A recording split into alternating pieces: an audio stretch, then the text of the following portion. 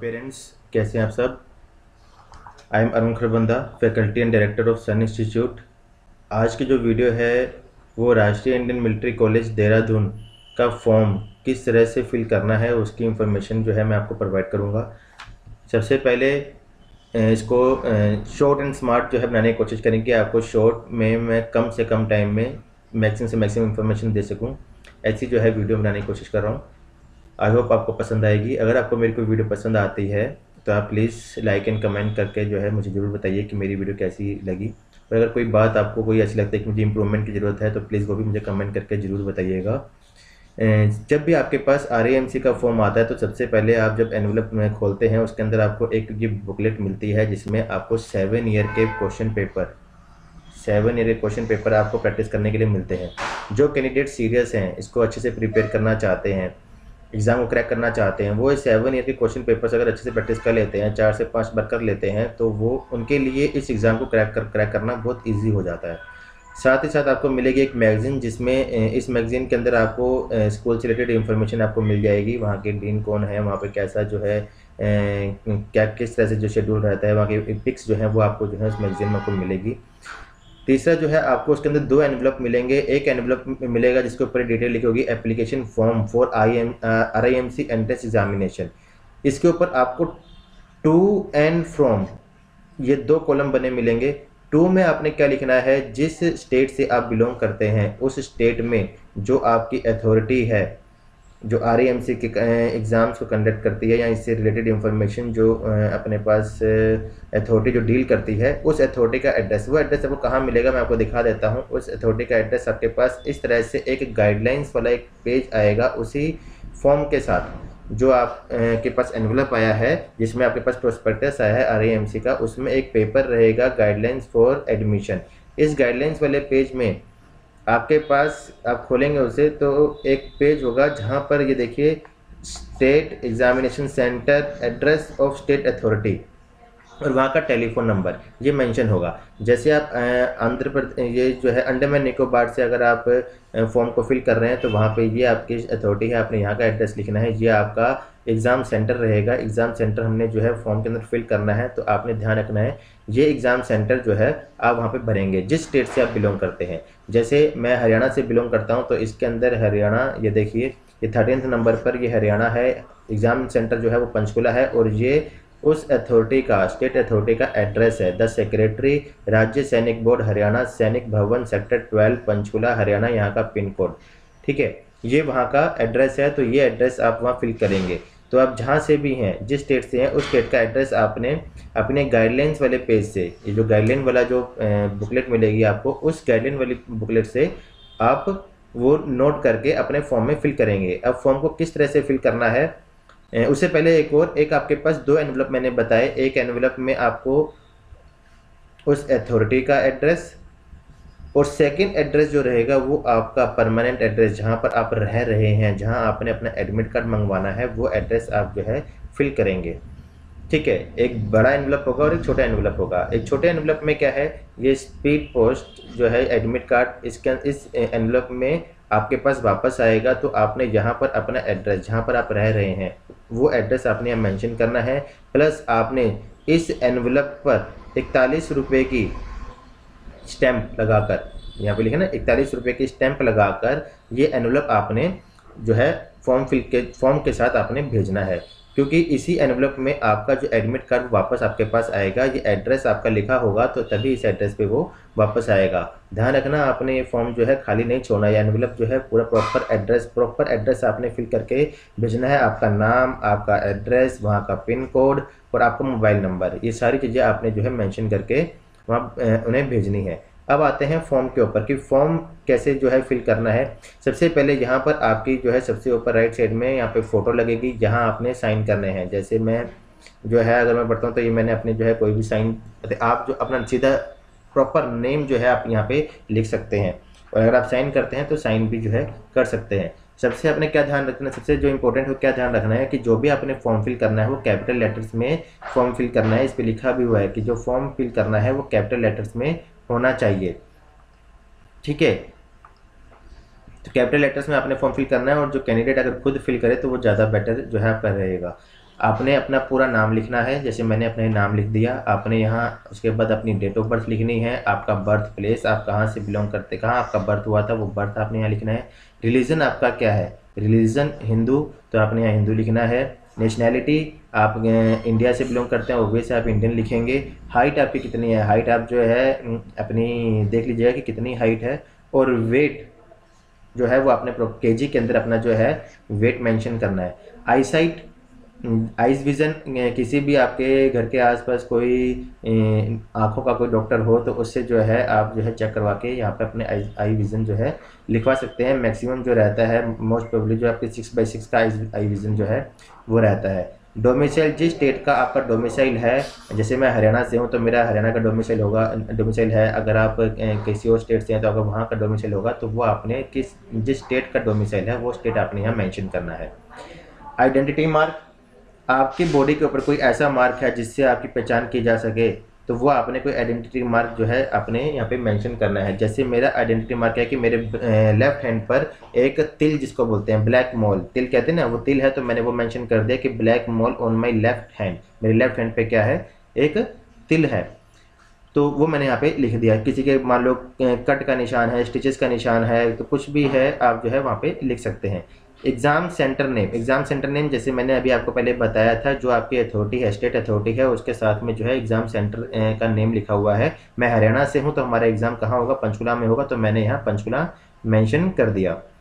ठीक है, उसके बाद आता है डेट ऑफ एग्ज़ाम। अब एग्ज़ाम कब है, जैसे इस बार तो 5 जून को है, लेकिन यहाँ पे जो है वो इन्होंने पहले ही प्रिंट करके लिखा है 1 और 2 जून, लेकिन इस बार 5 जून को है 2021, तो यहाँ पर आएगा आपका 2021। और जो आपका एड्रेस रहेगा, सॉरी एडमिशन रहेगा, एडमिशन होगा आपका जनवरी 2022 में। और जो दिसंबर में एग्ज़ाम देंगे वो यहाँ पे लिखेंगे दिसंबर 2021, और उनका जो एग्ज़ाम जो सॉरी एडमिशन जो होगा उनका एडमिशन होगा जून 2022 में। जैसे कि आपको पता है कि 2 बार एग्ज़ाम कंडक्ट होता है, एक बार जून में और एक बार दिसंबर में। जो लोग जून में एग्ज़ाम देते हैं उनका जनवरी में एडमिशन होता है, जो लोग दिसंबर में एग्ज़ाम देते हैं उनका जुलाई में एडमिशन होता है। ठीक है, उसके बाद आएगी detail of members of family. इसके अंदर सिर्फ आपने अपने ब्रदर एंड सिस्टर की ही डिटेल भरनी है, पेरेंट्स की डिटेल नहीं भरनी है, तो इस चीज़ का ध्यान रखना। इसमें स्पेशल मेंशन भी क्या है कि ब्रदर एंड सिस्टर ओनली, कि केवल आपका भाई या बहन जो आपके घर में सिबलिंग्स हैं आपने सिर्फ उनकी डिटेल भरनी है। जैसे मेरा एक भाई है तो मैंने जो है अपने ब्रदर की डिटेल भर दी, उसका नाम और उसकी डेट ऑफ बर्थ हमने जो है यहाँ पर लिखनी है। उसके बाद आपके आ जाती है पेरेंट्स डिटेल, फादर नेम, आपके फादर का नेम, आप उनका ऑक्यूपेशन, उसमें लिखा है प्लीज़ स्पेसिफाई जरूर करना है कि वो क्या करते हैं, अगर किसी जिस फील्ड में है वहाँ उनका क्या रोल क्या है। ठीक है, तो वो आपने जरूर मेंशन करना है। जैसे मेरे फादर जो है बैंक एम्प्लॉय हैं, मैंने यहाँ बैंक एम्प्लॉय लिख दिया। ब्रांच मैनेजर हैं तो ब्रांच मैनेजर मैंने प्रॉपर जो है आप मेंशन कर दी कि भाई वो बैंक में इस पोस्ट पर जो है वर्क करते हैं। उसके बाद उनकी एनुअल इनकम, जो भी इनकम है वो इनकम आपने जो है यहाँ पर लिख देनी है, जितनी भी है 2, 4, 5, 10 जितनी है उतनी आपने यहाँ पे इनकम जो है लैक्स में है, थाउजेंड्स में है, वो आपने यहाँ पे मेंशन करनी है। उसके बाद मदर नेम, आपने मदर नेम डिटेल जो है वो फिल करना है, उनका ऑक्यूपेशन क्या है। जैसे मेरी मदर जो है वो हाउसवाइफ हैं, वो मैंने मेंशन कर दी। उसके बाद एनुअल इनकम, मदर की एनुअल इनकम कितनी है, जैसे वो हाउसवाइफ है तो उनकी एनुअल इनकम नहीं है तो मैंने एनए लिख दिया। Permanent address and correspondence address, इस बात का ध्यान रखना। ठीक है कि देखिए मैंने ये कोरेस्पोंडेंस एड्रेस और परमानेंट एड्रेस कि जहाँ आपकी फैमिली रहती आई है। कुछ लोग होता है जैसे जो लोग डिफेंस में हैं उनकी पोस्टिंग होती रहती है तो वो शिफ्ट होते रहते हैं, लेकिन उनका एक परमानेंट एड्रेस जरूर रहता है। तो परमानेंट एड्रेस में अपने अपना परमानेंट एड्रेस भरना है, वहाँ का पिन कोड भरना है। और कोरेस्पोंडेंस एड्रेस में आएगा जहाँ पे आप लोग अभी रह रहे हैं, जहाँ आपने अपना प्रोस्पेक्टस, अपना एडमिट कार्ड मंगवाना है, तो वो आपने कोरेस्पोंडेंस एड्रेस में भरना है। ठीक है, अगर आपका सेम है तो आप सेम जो है भर सकते हैं, अगर अलग अलग है तो कोरेस्पोंडेंस एड्रेस में जहाँ अभी आप प्रेजेंट में रह रहे हैं आपका एडमिट कार्ड जहाँ आना चाहिए वो एड्रेस आपने यहाँ पर भरना है, और वहाँ का पिन कोड भी जो है ध्यान रखें तो जरूर भरें। उसके बाद आता है टेलीफोन नंबर। अगर आपके पास लैंडलाइन नंबर है तो आप यहाँ पे जो है टेलीफोन नंबर लिख सकते हैं। अगर आपके पास मोबाइल है तो अपना जो है मोबाइल नंबर यहाँ पे पूरा भरिए। मैंने 4 डिजिट लिख के बाकी डैश डैश कर दिया है, लेकिन आप अपना पूरा नंबर यहाँ भरेंगे। ईमेल आईडी जो है आपके, अगर क्योंकि आप छोटे हैं ऑब्वियसली आपके मैक्सिमम कैंडिडेट्स की नहीं होगी, अगर ईमेल आईडी नहीं है तो आप अपने फैमिली में भी किसी की ईमेल आईडी जो है भर सकते हैं। उसके बाद आता है एड्रेस ऑफ स्कूल, कि जिस स्कूल में आप अभी पढ़ रहे हैं, प्रेजेंटली स्टडिंग, जिस स्कूल में अभी पढ़ रहे हैं उस स्कूल का एड्रेस। जैसे मैं डीएवी स्कूल से पढ़ा हूँ, अम्बाला कैंट का स्कूल है, मैं पास आउट हो चुका हूँ और मैं तो काफ़ी अब क्योंकि एकेडमी है तो ऑब्वियस है मेरी डिटेल जो रहेगी, आपने अभी जिस स्कूल में पढ़ रहे हैं वो डिटेल आपने भरनी है। मैं जो जिस स्कूल में पढ़ता था मैंने वो डिटेल जो है फॉर एग्जांपल यहाँ पे डाल दी है। आप जिस स्कूल में जिस क्लास में पढ़ रहे हैं, 6th क्लास में है, 7th में है, या आप 8th क्लास में पढ़ रहे हैं, तो आपने वो क्लास मेंशन करनी है। जिस मीडियम से आप पढ़ रहे हैं, हिंदी मीडियम पढ़ रहे हैं या इंग्लिश मीडियम पढ़ रहे हैं, वो आपने अपना मीडियम मेंशन करना है। उसके बाद बोल रहा है how many times appeared before the RAMC entrance exam. अगर आपने पहले RAMC का एग्जाम दिया है, जैसे कैंडिडेट को मैक्सिमम 2 से 3 चांस मिलते हैं RAMC एग्जाम जो है देने के लिए, तो आपने अगर पहले एग्जाम दिया है तो जिस स्टेट से आपने जो एग्ज़ाम दिया है और रोल नंबर जो है आपका वो आपने यहाँ पर मेंशन करना है। उसके बाद आपने अपने सिग्नेचर करने हैं, कैंडिडेट के सिग्नेचर जो है आपके यहाँ पर प्रॉपर तरीके से हम अपने सिग्नेचर करेंगे। और मैं तो आपको यही सजेस्ट करूँगा कि आप अपना नाम सिंपल वे में अपना नाम लिखें, जो है डिज़ाइनिंग सिग्नेचर करने की ज़रूरत नहीं है, सिर्फ अपना नाम आप जो है प्रॉपर पूरा नाम जो है वो आप यहाँ पर लिख सकते हैं, ठीक है। उसके बाद आपका रहता है कि कोई आपकी फैमिली से डिफेंस में है, अगर पेरेंट्स फादर हैं या कोई रिलेटिव है तो आपने उनका जो है यहाँ पर मेंशन करना है। जैसे मेरी फैमिली में कोई भी डिफेंस से नहीं है तो मैंने यहाँ पे NA लिख दिया, लेकिन अगर आपकी फैमिली से कोई है तो आप जो है यहाँ पर मेंशन करेंगे कि कौन पर्सन है, किस पोस्ट पर है और कहाँ जो है वो सॉरी कहाँ का नहीं मेंशन करना है कहाँ वर्किंग है, लेकिन आपने करना है कि किस पोस्ट पर जो है वो वर्किंग है, ठीक है। उसके बाद वो पूछ रहे हैं कि स्पोर्ट्स का कोई आपके पास सर्टिफिकेट है, कोई मेडल है, तो अगर कुछ है तो आप यहाँ पे जो है मेंशन करेंगे। आपके पास सर्टिफिकेट है तो सर्टिफिकेट आप मेंशन कीजिए, आपके पास मेडल्स हैं तो मेडिकल्स यहाँ पे आप जो है मेंशन कर सकते हैं। उसके बाद आता है कि डेट, जिस डेट को आपने फॉर्म फिल किया है वो डेट आ जाएगी। सिग्नेचर ऑफ पेरेंट्स सिग्नेचर में आपके पेरेंट्स में फादर या मदर जो भी उस टाइम अवेलेबल हैं, प्रेजेंट हैं, आप उनके सिग्नेचर यहाँ करवा सकते हैं। प्लेस, जिस प्लेस से आप भर रहे हैं, जैसे मैं अम्बाला कैंट से हूँ तो मैंने अम्बाला कैंट से जो है फॉर्म फिल किया है तो मैंने अम्बाला कैंट यहाँ पे लिखा है। और साइड में ये सबसे इम्पोर्टेंट है signature of master principle of the candidate school, जिस स्कूल में बच्चा पढ़ रहा है उस स्कूल के प्रिंसिपल यहाँ पर जो है साइन करेंगे, ठीक है। तो यहाँ पर वो साइन आपको तभी करेंगे जब आपका ये पूरा फॉर्म प्रॉपर तरीके से फिल हुआ होगा, तभी वो जो है आपके यहाँ साइन करेंगे। और सबसे इम्पोर्टेंट जो है इसके साथ आपने क्या करना है, एक सर्टिफिकेट आपने स्कूल के प्रिंसिपल से जो है साइन करवाना है, जिस सर्टिफिकेट में लिखा होगा कि आप जो है इस स्कूल के स्टूडेंट हैं और आप इस क्लास में पढ़ रहे हैं। वहाँ उस सर्टिफिकेट पर आपकी एक फ़ोटो भी लगी होनी चाहिए, ठीक है।